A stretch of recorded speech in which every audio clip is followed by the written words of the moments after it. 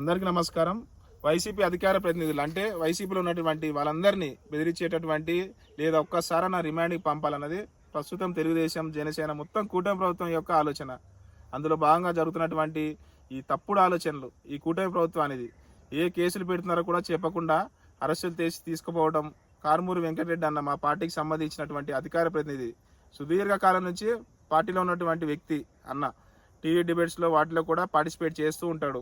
ఒక్కసారి కూడా వదలడు, చుక్కలు చూపిస్తాడు. డిబేట్స్లలో అన్నతో మాట్లాడాలంటే భయంతో వెనుకడుగు వేస్తారు అవతలి వాళ్ళు.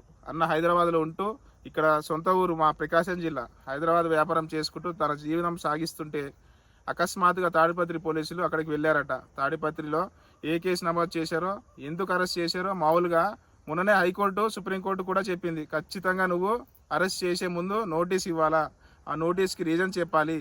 ఇంకోటి, ఒకవేళ కనుక ఏదన్నా ఇంటర్వ్యూలు మామూలుగా మర్డర్లు ఇట్లాంటి వాటిలో అయితే అరెస్ట్ చేసేటప్పుడు నోటీసు ఇవ్వడం ఒక యాక్సెప్ట్. అది మీడియా, సోషల్ మీడియాలో అంశాల మీద పైన అయితే ఖచ్చితంగా నోటీస్ ఇచ్చి పార్టీ అవన్నీ నోటీస్ ఇచ్చి వివరణ తీసుకొని దానిపై అరెస్ట్ చేయాలి. కానీ అట్లా కాకుండా ఏమీ చెప్పకుండా అరెస్ట్ చేసి తీసుకుపోయి వెళ్ళిపోయారు. తద్వారా ఇలాంటి అరెస్టులు మేము చేస్తాం.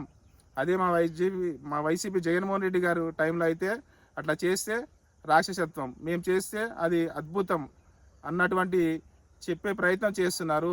మీరు చేసేది ప్రజలు చూస్తున్నారు అన్న సంగతి మర్చిపోనట్టున్నారు మీరు. అది కరెక్ట్ కాదు. వెంకటరెడ్డి అరెస్టును నేను తీవ్రంగా ఖండిస్తున్నాను. ఇట్లా మీ పి కోటేశ్వరరావు, కందుకూరు నియోజకవర్గం.